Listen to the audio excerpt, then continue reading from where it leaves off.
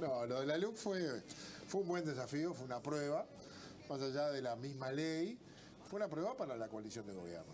La verdad que ahora que la pasamos, la miramos con un poquito de distancia, y el ejercicio de acordar entre 5 partidos políticos distintos, que somos diferentes, que competimos entre nosotros, ahí nomás en octubre, y que acordamos un programa de cambios, llevarlo después a la práctica en la letra chica, como es una ley, implica un desafío. La ley se hizo conocer por el presidente electo, todavía no siendo presidente, a partir de enero.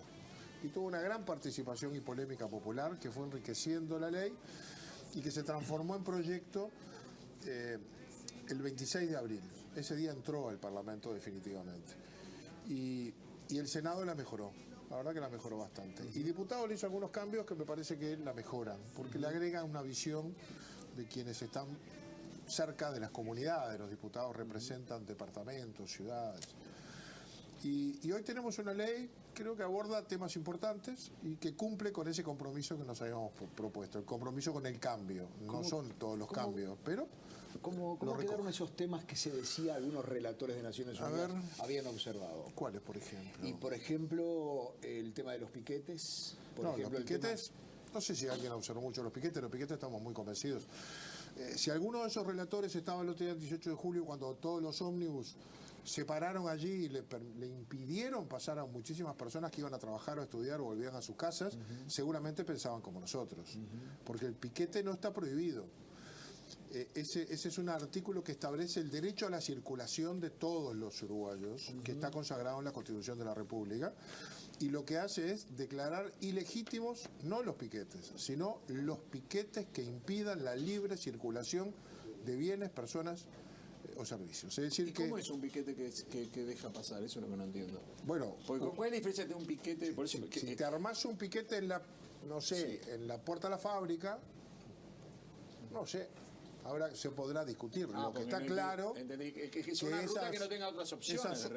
Esas 8 cubiertas prendidas a fuegos en Camino Maldonado porque los vecinos están enojados por un problema de seguridad, para colocarlo en algo habitual que no tiene que ver con los trabajadores ni con la huelga, que impiden que pasen los ómnibus, las personas, los camiones, los que van a buscar a los hijos a la escuela, los que los van a llevar. Eso no queda prohibido, se declara ilegítimo. Y luego se habilita a que participe y que la fuerza pública pueda habilitar la libre circulación. O sea que si un grupo de trabajadores quiere protestar y enlentece el tránsito, o se para en el semáforo, o despliega unos pasacalles, unos carteles al borde de la carretera y complica el paso, no pasa nada. Pero si no, pueden pasar esas cosas como pasaron el otro día al borde del Palacio Legislativo, que una gente se enojó, no sé quién tuvo razón o no, pero unos le impidieron durante media hora pasar a otros que iban con gurises chicos, que volvían a su casa.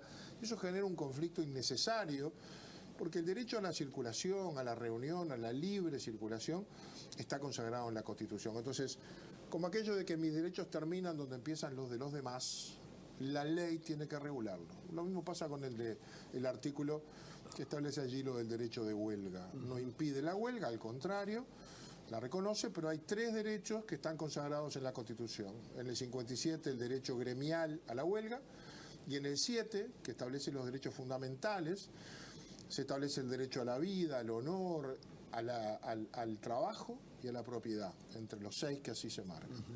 Y lo que establece el artículo es que el Estado garantizará el derecho de huelga de quienes, los trabajadores que quieran realizarla, así como el derecho al trabajo de aquellos trabajadores que no quieran plegarse a la huelga, y el derecho de los propietarios o administradores de una empresa a ingresar a la misma. Si tuviéramos y ahí hay 3 derechos que entran en conflicto. Lo que no va a pasar más es que me trancan el portón, 20 que se quedan del lado adentro y 60 que quieren entrar a trabajar no pueden entrar. Eso es lo que no se puede. Deberíamos tener una hora y media. Cosa que ya no pasa desde un decreto que firmó Tabaré Vázquez en el Estado, porque a veces se olvida. Tabaré Vázquez fue el primero que prohibió los piquetes, las ocupaciones en las edificios Oficina del públicos. Estado. Y una vez se quiso ocupar la Torre de Antelli, vino la Fuerza Pública, y otra vez se ocupó Codicen, y a palo la desocuparon, porque está regulado que no se puede. Cuando el Estado es patrón... Bueno, no aparece que entraron con las cámaras y finalmente no había pasado. Bueno, hubo unos líos bárbaros, no había palo. No puede ser. Creo que hubo pero hubo una desocupación, digamos. Hubo una desocupación. La policía fue y sacó a la gente, pero con cámara, y se probó que no había pasado nada. Cuando el Estado es patrón, prohíbe la ocupación de sus bienes, pero a los demás patrones no les protege el ingreso a su propio lugar de trabajo o de propiedad. Eso queda regulado en un artículo que no prohíbe la huelga, al contrario, ni prohíbe la ocupación, al contrario, pero regula ese conflicto natural que en la sociedad se genera muchas veces con derechos legítimos, pero que a veces chocan, desde lo más simple a lo más complejo, desde nuestros hijos que quieren escuchar música alto y el vecino que quiere dormir. Poco tiempo lo llevo de un tema al otro. Había un temor también por el eventual excesivo uso de la fuerza que le otorga esta nueva ley a los policías. No veo el excesivo. ¿No? El excesivo está sancionado siempre. Sí. Deja claro herramientas, instrumentos que la policía puede utilizar a su favor, como pedir documentos, identidades de personas. Se transforma en delito la resistencia al arresto de quien resiste. ¿No había ya eso de desacato? ¿No es desacato? Bueno, es una figura de desacato que no se aplicaba. Entonces el policía no es específica, hay que interpretarla. El policía ingresa a un lugar, a un barrio, a una zona, un patrullero se baja, agarran a alguien que entienden cometió un delito, salen los vecinos, le empiezan a gritar y termina el policía teniendo que retroceder por la fuerza de los hechos y de los vecinos que dicen suéltenlo, suéltenlo. Bueno, eso es un delito las dos cosas, el que resistió y el que impidió que lo arrestaran. Esas cosas ahora se tipifican. Bueno, son herramientas para respaldar a la policía, por ejemplo, ¿no? Se puede decir, en algún momento de todas estas discusiones, hubo momentos en que vi declaraciones de ambos lados, digamos, oposición y gobierno, como diciendo, el gobierno parece que sale la luz, la tenemos ahí, y de la oposición hemos logrado muchos cambios, estamos muy contentos porque podemos cambiar muchas cosas. En un momento me dio la sensación de que podía llegarse a un final sin vencidos ni vencedores en cuanto a los que estaban 100% de acuerdo con todo y los que estaban casi que 100% en desacuerdo con todo. ¿Cómo se fue transcurriendo ese partido? ¿Sigue habiendo esa sensación o hay solo satisfacción de un lado? Pregunto. Bueno, son sensaciones. Hay diferentes maneras de medirla. Si la medís al kilo, ¿no? Cuantitativamente, en el Senado del Frente Amplio votó el 51% de los artículos y el diputado el 49%. Es decir, la mitad de la ley tiene el apoyo de todo el Parlamento, de todo el gobierno y toda la oposición. La otra mitad tiene el apoyo de la mayoría que es hoy la coalición de gobierno. El Frente Amplio introdujo muchos cambios y muchos se los tomamos. Nosotros mismos introdujimos cambios. Muchos ministros vinieron a comisión y pidieron cambios, porque no eran ministros al momento en que se redactó la ley, que empezó a redactarse antes de asumir el gobierno. Y desde el lugar que ocupaban como ministros entendían que había cosas que las querían dejar para después, que la querían mirar de otro lado. En el deporte, las normas que venían de seguridad en el deporte tenían un enfoque que venían desde el Ministerio del Interior, venían en ese capítulo. Cuando vino la Secretaría de Deporte con Bauzá a la cabeza, aportaron un enfoque distinto, más parecido a la regulación que estaba vigente. Y el Parlamento recogió esa visión e hizo ese cambio y obtuvo respaldo unánime del ministro del caso, de la oposición, del gobierno. Es decir, la ley se fue construyendo en debate. ¿Tu percepción es que no hay derrotados, así, gente que pueda quedar? La idea es que gane la gente y vamos a ver si los cambios que hicimos son buenos para la gente. Nosotros creemos que sí y vamos a ver, frente hay cosas que cree que no. Nos quedan 3 minutos porque lo tenemos que liberar. Más allá de la LUC ya se aprobó hoy, o sea que por lo tanto, como dice el senador, habrá que ver si estos cambios que se introducen tendrán un correlato positivo en la vida de la gente. La bancada de senadores del Partido Nacional está estudiando la posibilidad de generar una ley, una herramienta legislativa para los allanamientos nocturnos. Algo que eventualmente había sido rechazado por la ciudadanía en el plebiscito, pero que bueno, se puede volver a estudiar. Sí. Ahora, de todas maneras, se necesitan mayorías que no son las mayorías simples para aprobar esto. Se necesita reformar la Constitución. Por eso. Elegimos uno de los caminos que la Constitución posibilita. no es el de juntar firmas, y vamos por el lado de la ley constitucional. Es una ley que requiere 2 tercios en cada Cámara. La coalición no tiene 2 tercios, por lo tanto veremos si recibimos apoyo de la oposición. Y si se transforma en ley, siempre hay que previsitarla. Por lo tanto, es verdad que este es uno de los 4 temas que tenía la reforma de Vivir Sin Miedo, que por poco no salió, pero lo debemos volver a poner a consideración del soberano. Por Seguramente, otra vía, pero siempre hay plebiscito. Siempre desemboca todo en un... Y el Frente Amplio tenemos la impresión de que este era un tema que tenía bastante más apoyo que otros que tenía esa reforma. ¿Puede haber sectores del Frente Amplio que apoyen? Bueno, el Frente Amplio en algún momento hasta llegó a presentar un proyecto de ley para interpretar que era un hogar y que no lo era, porque esa es la otra interpretación. En realidad es un proyecto que presentó una iniciativa del ministro de ese momento, ¿no? En ese momento, sí, que hoy es senador. Exacto.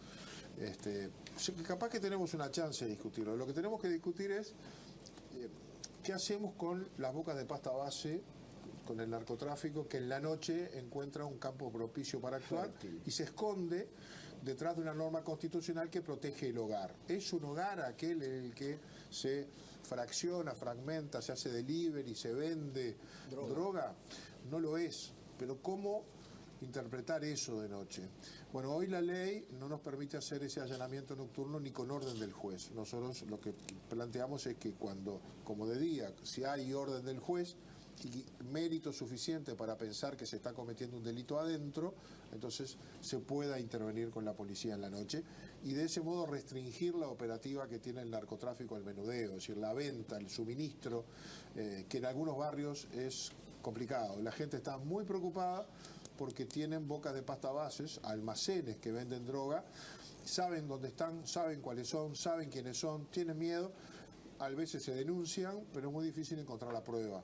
También allí adentro se construyen mecanismos para eliminar la prueba rápidamente cuando va a llegar la policía. Trabajan mucho de noche, entonces de noche hay que poder actuar. Vale la pena introducir el debate, que sea la gente la que opine sobre este tema, ¿no? Claro, tiene que pasar el Parlamento, pero antes de eso, el debate parlamentario va a haber un debate público. Ustedes van a hablar seguramente acá del tema. La estrategia va a ser ir contra el microtráfico o la estrategia... Ir contra todo. No, acá ha pasado toneladas de droga que también hay que pararla. Si el almacén no tiene proveedor, no puede vender. Si el proveedor llega o una parte de él llega, hay que tratar de cortar ese circuito, porque ese circuito está muy vinculado no solo a la venta de drogas, sino al delito en general, ¿verdad? La organización delictiva que recluta adentro y afuera de los establecimientos carcelarios, que entrena, que valora, que cotiza y que arma. Y de repente el que armaron para un ajuste de cuentas termina sabiendo usando esa arma o para defender, porque hoy tenemos un problema de territorios.